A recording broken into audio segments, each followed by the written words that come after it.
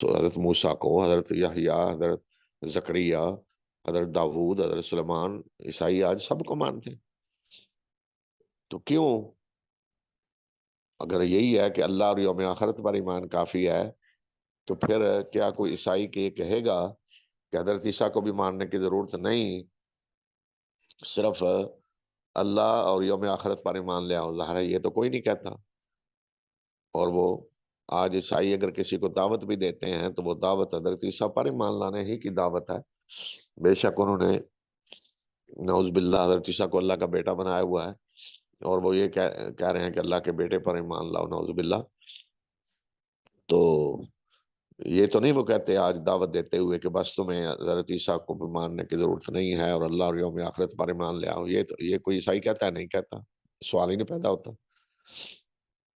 لیکن جب وہ یہ نہیں کہتے حضرت عیسیٰ کی طرف ایمان لانے کی دعوت دیتے ہوئے، تو پھر یہاں کیوں آ کر کہتے ہیں جب اللہ کے آخری نبی صلی اللہ علیہ وسلم پر ایمان لانے کا ذکر آتا ہے تو وہاں یہ آیت لے آتے ہیں؟ نہیں جی، اللہ اور یوم آخرت پر ایمان لانا ضروری ہے۔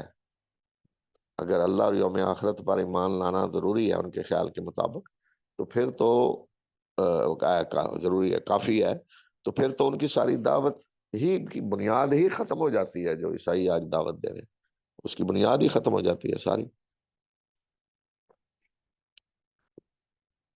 تو یہ مطلب ہے کہ ایمان باللہ کے اندر ایمان بالرسل سارا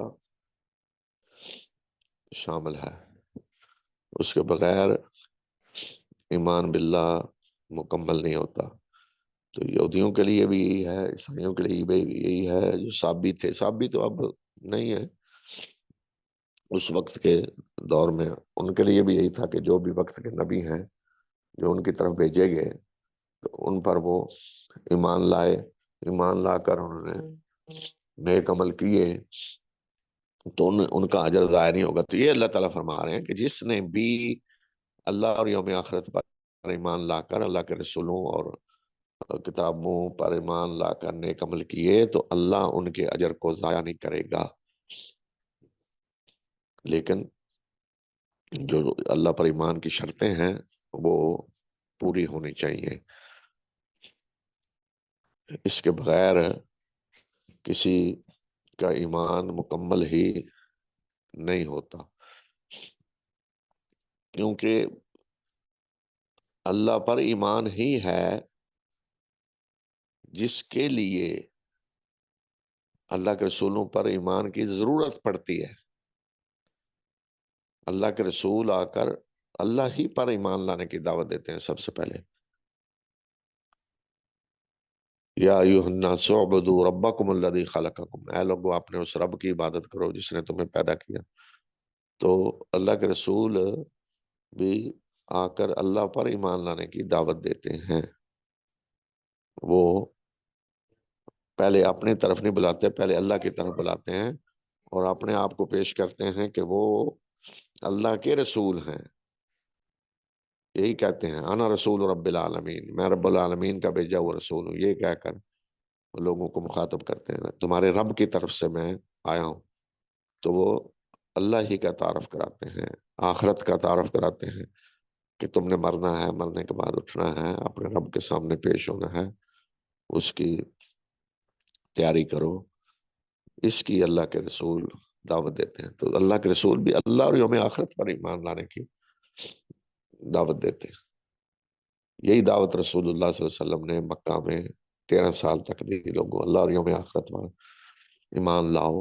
اور تو پھر ظاہر ہے جب آپ یہ کہہ رہے تھے اللہ یوم آخرت پر ایمان لاؤ تو آپ خود بھی تو پیش کر رہے تھے نا کہ میں اللہ کا رسول ہوں، مجھ پر جو کتاب نازل ہو رہی ہے وہ اللہ کی کتاب ہے۔ تو اس لیے اس آیت سے کوئی اگر اس طرح کا مطلب نکالنا چاہے کہ صرف اللہ پر ایمان لانا ضروری ہے اور جس نے بھی اللہ پر ایمان کوئی لے آیا تو بس کافی ہے، تو یہ مطلب بالکل غلط ہے۔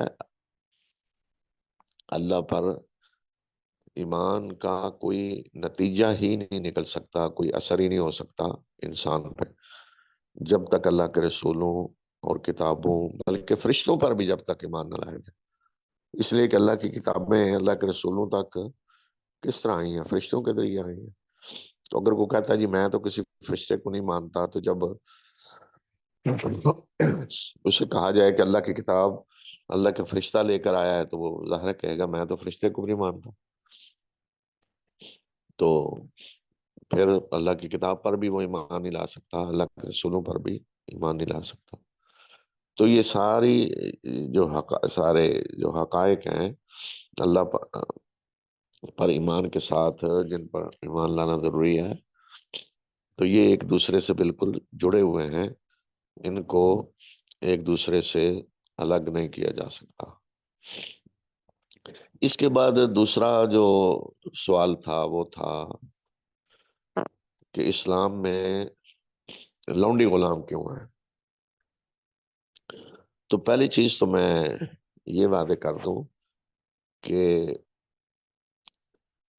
صورتحال یہ اس طرح پیش کی جاتی ہے کہ جیسے کوئی لونڈی غلام بالکل نہیں تھے اسلام سے پہلے، نہ لونڈیوں کا وجود تھا نہ غلاموں کا، تو اسلام نے آ کے لوگوں کو کہا کہ انسانوں کو غلام بناؤ، اور مردوں کو غلام اور عورتوں کو لونڈیاں بناؤ۔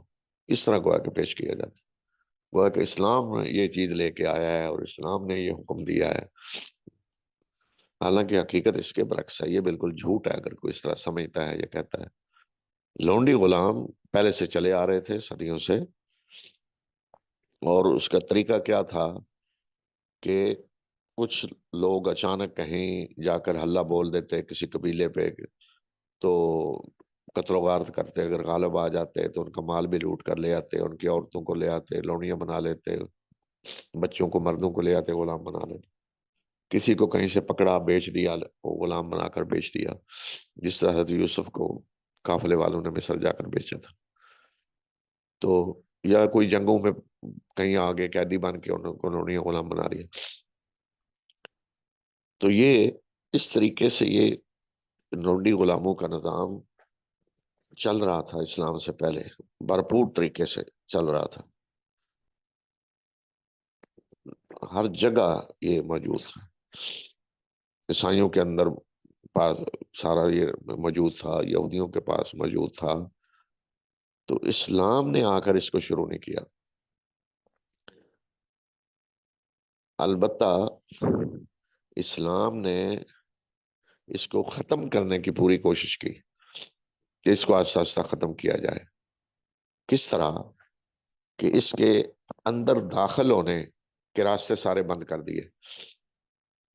جس طرح ہوتا ہے نا کہ ایک تالاب ہے پانی کا، اس کو آپ نے پانی ختم کرنا ہے، صاف کرنا ہے، تو اس کے اندر جو پانی آ رہا ہے اس کو آپ بند کر دیتے ہیں اور نکالنے کی اجازت دے رہے ہیں کہ نکلے، بھر کے ابھار رہے ہیں، لوگوں کو حوصلہ افزائی کر رہے ہیں کہ پانی نکالیں۔ تو آنے والا بند ہو گیا اور نکل رہا ہے، تو ایک دن وہ ختم ہو جائے گا، خشک ہو جائے گا۔ تو اسی طرح اسلام نے کیا کہ یہ جو طریقہ تھا کہ کسی پہ حملہ کر کے لوٹ مار کی اور غلام بنا لیا، اس کو ختم کر دیا گیا۔ کوئی اس طرح کسی کو غلام نہیں بنا سکتا۔ کسی کو اٹھا کر بیچ دیا آزاد انسان کو کہ اب وہ غلام بن گیا، اس طرح بند کر دیا کہ یہ کوئی ایسا نہیں کر سکتا۔ صرف ایک راستہ تھا جس کو بند نہیں کیا، وہ یہ تھا کہ جنگ اگر ہوتی ہے کہیں اور قیدیوں کا تبادلہ نہیں ہوتا، تو وہ جو قیدی ہیں ان کو پھر ڈکلیئر کر دیا جاتا تھا یہ غلام ہے، لونڈی، تاکہ ان کو معاشرے میں ضم کیا جائے، ایڈجسٹ کیا جائے۔ ان کو ایسے ہی جیلوں میں ڈال کے تو نہیں رکھا جائے گا کہ جیلوں میں پڑے رہیں، معاشرے میں ایڈجسٹ ہوں، کام کریں، کسی کے ساتھ انہیں اٹیچ کیا جائے، اور جب معاشرے میں وہ ایڈجسٹ ہو جائیں تو آہستہ آہستہ ان کی غلامی کو ختم کیا جائے۔ تو یہ ایک صرف راستہ تھا جو کبھی کبھار کبھی ہوتا تھا، ورنہ دیکھیں بڑی بڑی جو جنگیں ہوئی تو مسلمانوں نے کسی کو قیدی نہیں بنایا۔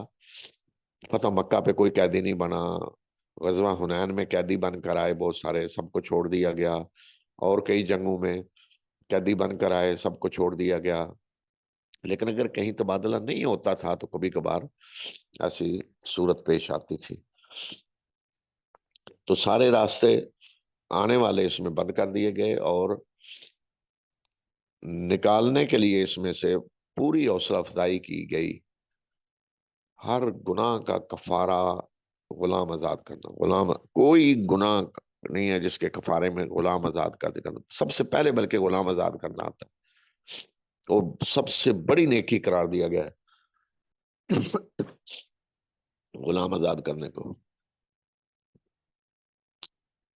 فَلَقْتَحَمَ الْعَقَبَةَ، اللہ تعالیٰ نے فرمایا کہ انسان نے مشکل گھاٹی کو پار نہیں کیا۔ وَمَا أَدْرَاكَ مَا الْعَقَبَةُ، اور تمہیں کیا پتا کہ وہ مشکل گھاٹی کیا ہے؟ کیا ہے؟ فک رقبہ، کسی گردن کو آزاد کرنا۔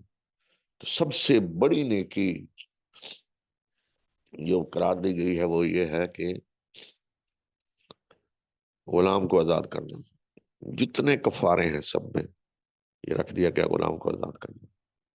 صحابہ کی سیرت ہم پڑھتے ہیں تو دیکھتے ہیں کہ کئی ایسے ہیں جنہوں نے ہزاروں غلام اپنی زندگی میں آزاد کیے، کئی ہیں جنہوں نے سینکڑوں غلام آزاد کیے جو مالدار تھے جی۔ تو اس طرح اس سے بھی کم پہ آئے تو کتنے کتنے، ہر ایک جس طرح ہم یہ آج دیکھتے ہیں کہ فلاں نے جی حج کیا عمرہ کیا ہے، تو وہاں یہ بھی ہوتا تھا کہ دیکھیں غلام کتنے آزاد کیے ہیں، یہ بہت بڑی نیکی اس کو سمجھا جاتا تھا۔ اور دوسرا یہ ہے کہ اسلام نے یہ چیز ختم کر دی، فرق ختم کر دیا کہ یہ غلام ہے اور یہ آزاد ہے۔ غلاموں کو کتنا بڑا بڑا درجہ دیا اسلام نے۔ دیکھیں حضرت بلال غلام ہی تھے، کتنا ان کا مرتبہ تھا، کوئی انہیں یہ نہیں سمجھتا تھا کہ یہ چونکہ غلام ہے ہم سے کم تر ہے، نہیں، سب سے اعلیٰ انہیں سمجھا جاتا تھا۔ حضرت عمار ابن یاسر تھے، اسی طرح اور جو صحابہ تھے جو غلام رہے، تو کوئی انہیں اس وجہ سے کم نہیں سمجھتا تھا کہ یہ غلام ہے، انہیں اسی طرح برابر کے حقوق دیے گئے، برابر کا ان کا درجہ رکھا گیا۔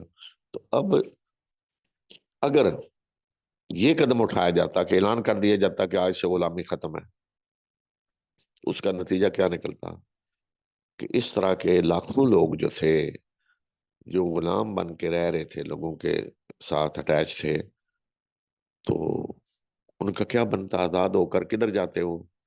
کہاں سے کھاتے، کہاں سے کیا کرتے؟ نہ ان کا گھر، نہ ان کا کوئی کام، نہ کو آج کا دور تو نہیں ہے نا کہ کوئی فیکٹری میں جا کے کہیں ملازمت کر لے گا اور کہیں رہ لے گا۔ اس وقت تو کیا تھا؟ زراعت ہی تھی، تو وہ اٹیچ ہوتے تھے ہر ایک کے ساتھ، وہی ان کا خاندان بنا ہوا ہے، وہی گھر ہے، وہی مالک انہیں کھلا رہا ہے پلا رہا ہے۔ غلاموں نے اپنی شادی بھی کی ہوتی تھی، یا لونیاں ہیں تو اسی طرح جس طرح کسی کی بیوی ہے اسی طرح لونڈی بھی ہوتی تھی۔ اور لونڈیوں کا بھی یہ کہہ دیا کہ اگر کسی کے ہاں بچہ پیدا ہو جاتا ہے تو پھر اسے بیچا نہیں جا سکتا، پھر وہ بچے کی ماں ہے، اب اسی گھر میں وہ رہے گی۔ اب وہ گویا کہ معاشرے کی ایسی فرد بن گئی ہے کہ جس کا مقام و مرتبہ ہے۔ اور پھر جو آزاد ہوتے تھے ان کو بھی اسی خاندان کے ساتھ اٹیچ کیا جاتا تھا، اسی خاندان کی طرف نسبت ہوتی تھی ان کی، انہیں تحفظ دیا جاتا تھا کہ یہی آپ کا خاندان ہے، اب یہ آپ کے حفاظت کریں گے، انہی کی طرف آپ کی نسبت ہوگی۔ تو اس طرح آزادی کے بعد بھی انہیں یہ مقام و مرتبہ دیا گیا۔ تو اس لیے یہ کہنا کہ اسلام نے کوئی یہ کر دیا، تو اسلام نے تو اس کو آ کر پورے طریقے سے ختم کرنے کی کوشش کی، لیکن یک لخت اس کو ختم نہیں کیا جا سکتا تھا، اور اس پہ ابھارا، اور اس کا نتیجہ یہ نکلا کہ اسلامی معاشرے میں غلام آزاد ہو کر ایڈجسٹ ہوتے گئے، معاشرے کے فرد بنتے گئے، بڑے بڑے علماء، بڑے بڑے فقہاء ایسے اسلام میں آئے ہیں جو آزاد کردہ غلام تھے، آزاد ہو کر انہوں نے اتنے بڑے بڑے کام کیے، ایسے بڑے بڑے مرتبے درجے ان کے ہیں کہ جو آزاد کردہ غلام تھے، کئی تو آزاد کردہ غلام ایسے بھی تھے کہ جو حکمران بنے مسلمانوں میں۔ حضرت عمر رضی اللہ تعالیٰ عنہ جب زخمی ہوئے اور ان کے لیے مسئلہ یہ تھا کہ کسی کو خلیفہ مقرر کریں، تو انہوں نے اس وقت کہا کہ آج اگر سالم مولا حذیفہ زندہ ہوتے تو میں انہیں خلیفہ بنا دیتا۔ سالم ایک آزاد کردہ وہ غلام تھے، حضرت حذیفہ کے غلام تھے، تو حضرت عمر نے کہا کہ اگر وہ زندہ ہوتے تو میں انہیں اپنی جگہ خلیفہ بنا دیتا مسلمانوں کا۔ تو حضرت عمر نے یہ نہیں دیکھا کہ وہ تو آزاد کردہ غلام ہے۔ تو اسی طرح یہ مرتبہ غلاموں کو اسلام نے دیا، اور لونیاں جو تھیں تو اس کو یہ کہنا کہ یہ جی نکاح کے بغیر رکھی ہوئی ہیں، تو نکاح بھی تو ایک ایگریمنٹ ہی ہوتا ہے نا۔ تو اب لونڈی بھی جس کے پاس ہے تو اس کی وہ اسی طرح ہے، قانونی طور پہ اس کی جو اولاد ہوگی وہ اولاد سمجھی جائے گی، وہ اس وراثت میں حصہ پائے گی مکمل طور پہ۔ صرف یہ ہے کہ وہ شرط 4 کی جو ہے زیادہ سے زیادہ اس سے وہ مستثنا رکھی گئی۔ تو اسلام نے تو 14 سال پہلے آ کر اس چیز کو کم سے کم کرنے کی کوشش کی کہ کم سے کم ہو، لیکن پوری باقی دنیا میں دیکھیں، عیسائیت میں دیکھیں، یہودیوں میں دیکھیں، تو کسی نے بالکل اس پہ نہیں ابھارا کہ غلاموں کو آزاد کرنا، اور بلکہ غلام بنائے گئے اور آزاد لوگوں کو پکڑ کر افریقہ کے جنگلوں سے بھیڑ بکریوں کی طرح انہیں جہازوں میں بھر کر کہاں یورپ امریکہ میں لے جایا گیا، اور کس طریقے سے ان سے پہ ظلم کیے جاتے تھے۔ جبکہ رسول اللہ صلی اللہ علیہ وسلم نے تو غلاموں کے بارے میں فرمایا کہ جو خود کھاتے ہو وہ انہیں کھلاؤ، جو خود پہنتے ہو وہ انہیں پہناؤ، یہ تمہارے بھائی ہیں۔ تو اس طرح کوئی فرق نہیں کیا تھا رسول اللہ صلی اللہ علیہ وسلم نے۔ تو کسی اور مذہب میں یہ چیز نہیں ہے کہ اس طرح غلامی کو کم کرنے کی کوشش کی گئی ہو۔ تو اس لیے یہ کہنا کہ اسلام یہ کرتا ہے، اسلام یہ اجازت دیتا ہے، تو یہ اس طرح پیش کیا جاتا ہے گویا کہ اسلام نے اس کو شروع کیا۔ پہلے تو بالکل نہیں تھا، دوسرے مذاہب میں تو یہ بالکل آرام تھی غلامی، اور اسلام نے آ کر اس کو شروع کر دیا۔ اس کے بعد ایک اور اعتراض ہے کہ حضرت عائشہ رضی اللہ تعالی عنہا کی عمر نکاح کے وقت رسول اللہ صلی اللہ علیہ وسلم کی ساری بیویاں باقی جو ہیں وہ حضرت خدیجہ سے آپ نے شادی کی، وہ آپ سے تقریباً 15 سال بڑی تھی۔ یا باقی بھی کوئی بیوہ ہے، زیادہ تر بیوہ ہیں، یا کوئی لونڈی کی حیثیت سے آئیں اور آپ نے انہیں آزاد کر کے ان سے نکاح کر لیا۔ تو صرف حضرت عائشہ ہیں جو کنواری تھیں جن سے رسول اللہ صلی اللہ علیہ وسلم نے نکاح کیا۔ تو ہمارے یہ غلطی مسلمانوں نے کی ہے، تاریخ میں ہوگی ہے کہ حضرت عائشہ کی عمر بہت کم شو کی گئی ہے۔ تو جن لوگوں نے اس پہ تحقیق کی ہے صحیح طرح، جس طرح ہونی چاہیے، ریسرچ کی ہے، تو اس دور میں کتابیں بھی لکھی گئی ہیں کہ حضرت عائشہ کی عمر 18 سال تھی نکاح کے وقت، رسول اللہ صلی اللہ علیہ وسلم کے رخصتی کے وقت 18 سال تھی عمر۔ تو یہ مسلمانوں نے بس کہاں سے وہ لکھ دیا کم، اور اس کو لے کر یہ بھی اعتراض کیا جاتا ہے کہ دیکھیں حضرت عائشہ کی عمر اتنی کم تھی اور رسول اللہ صلی اللہ علیہ وسلم نے ان سے نکاح کیا۔ اور تو یہ تقریباً یہ ہیں اعتراضات جو مسلمانوں کے سامنے کیے جاتے ہیں، جی آپ کے ہاں یہ کیا ہے اور آپ کے ہاں یہ کیا ہے۔ تو سب سے پہلی چیز تو یہ ہونی چاہیے کہ مسلمان ایک کو بھی جو چیز پیش کرنی چاہیے وہ یہ ہے کہ قرآن اللہ کی کتاب ہے۔ اس طرف آئیں، سب سے پہلے یہ دیکھیں کہ اللہ کی کتاب ہے یا نہیں، محمد صلی اللہ علیہ وسلم اللہ کے رسول ہیں۔ یہ چیز ہے جو پیش ہونی چاہیے، اور اس کے عقلی اور فطرتی سارے دلائل دیے جائیں، عقل سے ثابت کیا جائے، فطرت سے۔ قرآن خود پکار کے کہہ رہا ہے کہ اللہ کی کتاب ہے، محمد صلی اللہ علیہ وسلم اللہ کے رسول ہیں، یہ قرآن گواہی دے رہا ہے، آج بھی دے رہا ہے اور قیامت تک یہ دے گا۔ دیکھیں پہلے انبیاء کے جو معجزات ہیں، مثلا حضرت موسیٰ کا معجزہ کہ ان کی لاٹھی سام بنتی تھی، تو آج کیا کوئی دکھا سکتا ہے اس کی ویڈیو، یہ دیکھیں جی حضرت موسیٰ کی لاٹھی سام بن رہی ہے؟ نہیں۔ ہم مسلمان تو اس لیے مانتے ہیں نا کہ قرآن نے کہا ہے، لیکن اگر کوئی ہندو کسی عیسائی یہودی کو کہتا ہے کہ یہ ثابت کریں، تو وہ کہاں سے کر سکتے ہیں؟ نہیں کر سکتے۔ لیکن قرآن اللہ کی وہ زندہ جاوید کتاب ہے کہ جو خود گواہی دے رہی ہے کہ وہ اللہ کی کتاب ہے اور قیامت تک دیتی رہے گی۔ تو یہ معجزہ ہے رسول اللہ صلی اللہ علیہ وسلم کا، جو آپ کے اللہ کے رسول ہونے کی گواہی دے رہا ہے۔ تو اس طرف دعوت دینی چاہیے۔ باقی یہ کہ اسلام میں یہ کیوں ہے، یہ چیزیں تو تاریخی چیزیں ہیں، یعنی حضرت عائشہ کی شادی کس عمر میں ہوئی، تو تاریخ کا ہے کہ تاریخ میں حضرت خدیجہ سے رسول اللہ صلی اللہ علیہ وسلم کا نکاح ہوا تو عمر کتنی تھی، اور تاریخ میں کوئی بیان کرتے ہوئے غلطیاں بھی ہو سکتی ہیں۔ اسی طرح احادیث ہیں، تو حدیث میں بھی علماء نے ہمارے کوشش کی ہے اس کو دیکھنے کی کہ کوئی ضعیف تو نہیں ہے، کوئی موضوع تو نہیں ہے، گڑی ہوئی تو نہیں ہے۔ یہ ساری چیزیں علماء نے کوشش کی ہے دیکھنے کی، اور جو گڑی ہوئی تھی ان کو الگ کر دیا، جو ضعیف تھی ان کے بارے میں بھی بتا دیا۔ تو یہ چند گزارشات تھی جو میں کرنا چاہتا تھا۔